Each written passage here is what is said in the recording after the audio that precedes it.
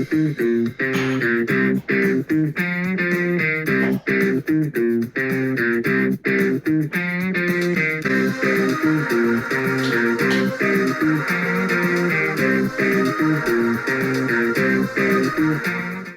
guys, I'm at the channel. Today I'm going to give you my Kenobi review / sort of episode ranked. So, not much to say, but we're going to get started, and at the end of the video, I'm going to give you a little reiteration on my schedule, because I have a few more things to add. If you want to see my schedule video, go check it out. Same with Thor movies ranked. Not much else to say, but let's get started with the review.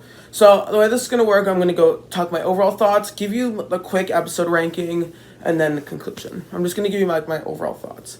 So, let's start with my overall thoughts. So my overall thoughts, so here's the thing. I was very excited for the show when it came out. You should see my reaction to the trailer, that came out back in November, I think.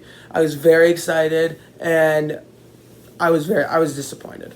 So, I like things about it, but I think the problem is it was just underwhelming. There was just not enough in there.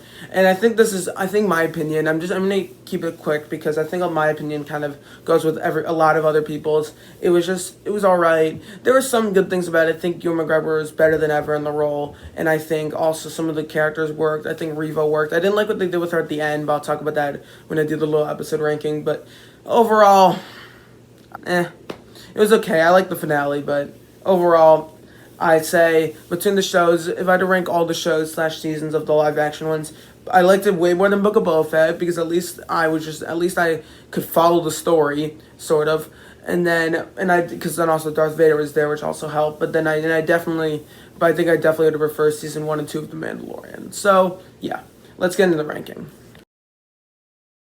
Ending in last place is episode 4. This is one of the things that kind of makes me frustrated with the show. Episode 3, I was starting to actually really like the show, and then this episode comes out and just frustrates me.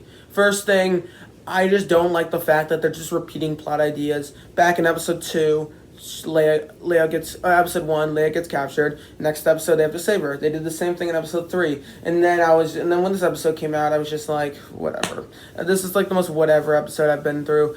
And then overall, I just didn't really enjoy this one to begin with. There's a lot of weird stuff and weird sequences, like the whole thing where where the Imperial Army suspects that Tala is an imposter of some sort, but then literally she slaps the stormtroopers in the face, and I'm like, what the hell? And then after that, at the end, the Kenobi is just walking with Leia, and it's like a 2-person thing. Like, they did this a lot, and it's like a joke sometimes. And then and she's like, you can perfectly see it, and there's no question about it. It's just there's some plot holes there. The way the end was weird, where they're just 2 rebel cruisers, or not cruisers, snow speeders, but they look like snow speeders. They attack on a big base, and then one of them surprised that the other one dies.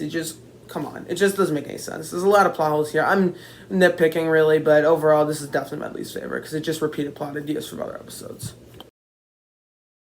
Coming in number 5 is going to be episode 2. So, overall, the problem with episode 2, in my opinion, is that it was just a very underwhelming episode. It's just like them just sneaking around the planet or place wherever they're on, and then immediately, there's this end bit where Reva shows up trying to kill Kenobi, and then it's just a very underwhelming sequence.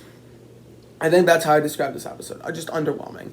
I mean, I still thought it was fun. I think Leia, I don't hate her as much as other people do. People say that she was really annoying. She wasn't that bad, let's be honest. But this episode, I found her to be really annoying. And then what's it called? Kumail Nanjiani, that was weird casting. That was just a big stunt cast, and that was just weird to me.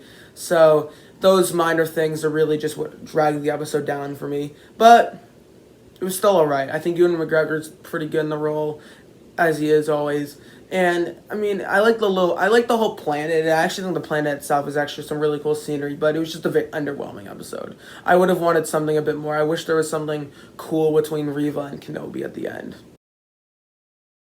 Coming in number 4 is gonna be episode 1. Between episode 1 and 2, I think they were tied. But what puts episode 1 ahead is that I like what they did with Kenobi.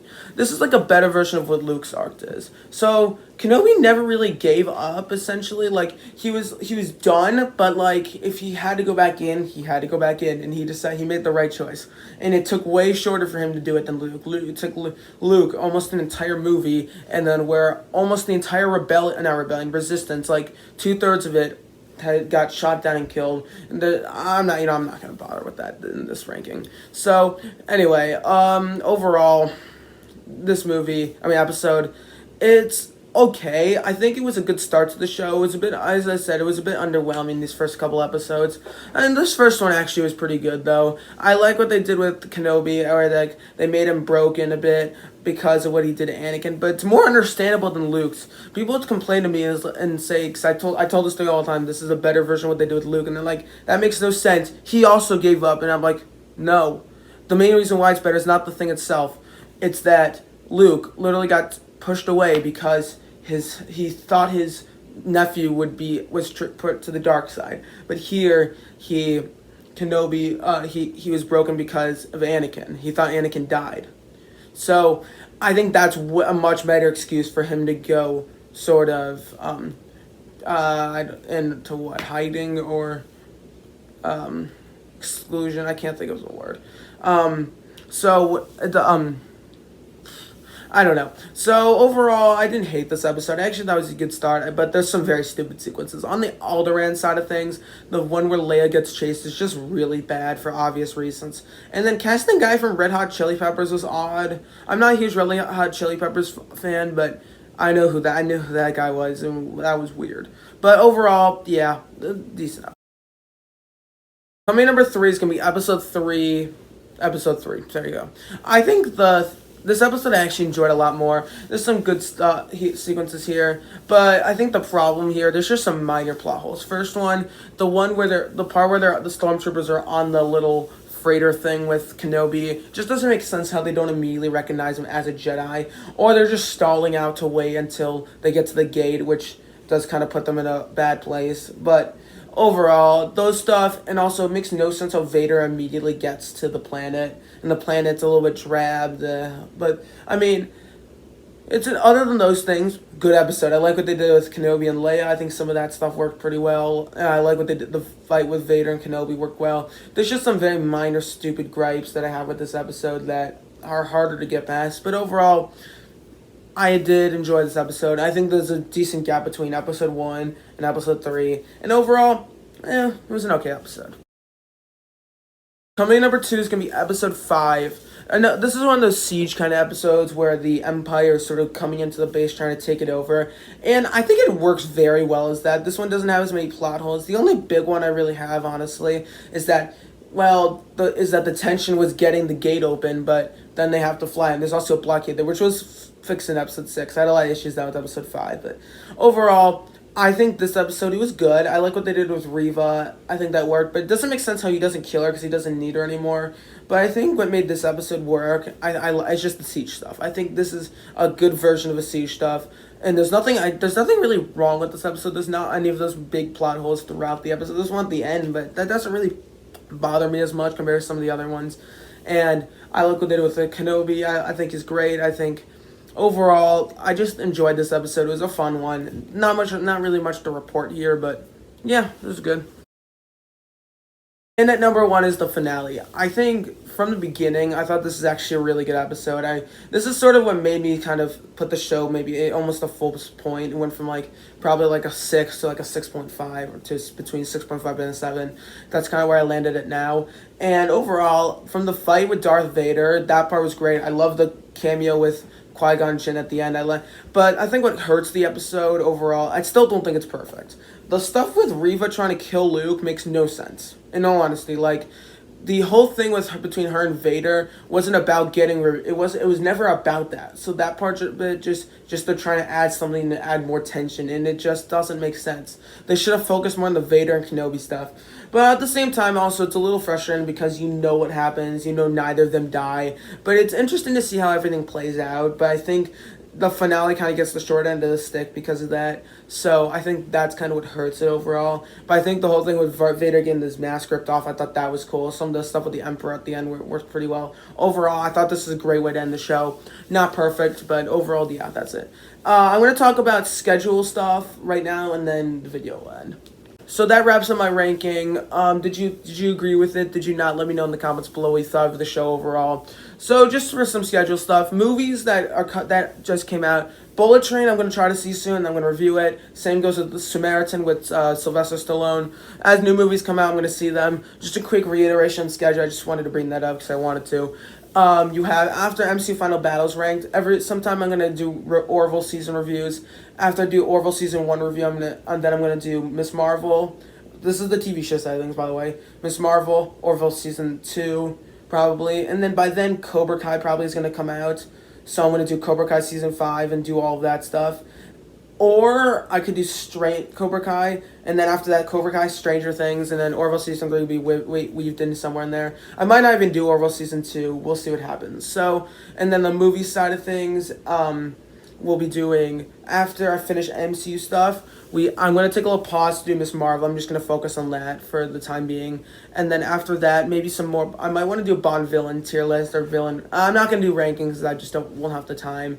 But then after that, we'll do Harry Potter stuff with Fantastic Beasts. And then after that, Hobbit. After Hobbit, probably going to be doing my Venom reviews. I'm going to watch the Venom movies and all the Spider-Man movies because of Across the Spider-Verse. But that might be a bit further away than I think it will be. But yeah, Black Panther stuff. After Black Panther Wakanda Forever, I'm going to do one final big MCU ranking where I rank all the movies and TV shows. I'm going to do that at the end of every year. So that'll be fun, I guess. So overall, that's what I pretty much got for most of the rest of the year. There's some more stuff also that I'm gonna do. I'm gonna do Star Wars. I'm gonna do maybe X-Men. Suggest some more in the comments below. I'm excited to see what I can do. Maybe Ocean's franchise. I'm starting to get into those movies. I can do a lot. So I'm gonna do my October 30th, which is my birthday. I'm gonna do my top 14 movies of all time. I'm gonna try to release it on my birthday. It's gonna be hard because I'll be in Mexico during my birthday, but and Halloween. I'll be missing Halloween for that, but not gonna be so bad. I can either bring my computer with, film a few videos ahead of time because we'll be at a hotel. I won't be able to film videos in the hotel, and then including my birthday video, or I can film it before and then I can just because I'm not gonna be gone for that long, I can just I actually want to do 2 videos for my birthday. First one is top 10 biggest what's it called?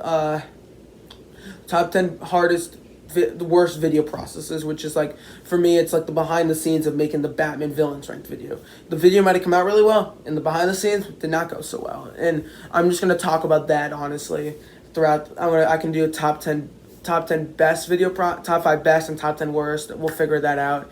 And then I'll do my top 14 movies ranked from. And then I'm going to rewatch all of those movies sometime at the beginning of October. I'm going to talk more about that. And then after I rank the movie, I might give you some reviews ahead of time. You'll see what I mean. So there's a few non-franchise movies on that list. So I'm going to give you some of those ahead of time. Yeah. So yeah, that's about it. Thank you guys so much for watching. Don't forget to like, share, subscribe, and comment down below. And I'll see you guys next time. Adios.